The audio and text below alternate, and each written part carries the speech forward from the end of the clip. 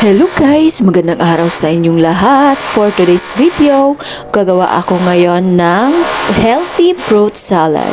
So wala pala akong maisip na pagkain dito for lunch guys. So may naisip ako kasi meron naman ako ditong mga prutas gaya ng saging, orange at carrots. So ginawa ko itong masarap na fruit salad. So hiniwa ko na pala ng slice yung ating banana at pagkatapos yung carrots at pagkatapos naman yung orange.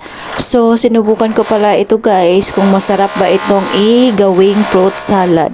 Pero guys, walang halong biro, napakasarap pala pag ganito ang fruit salad natin. Healthy pa at saka fruit na fruit talaga siya. Wala siya halong mix na cocktail.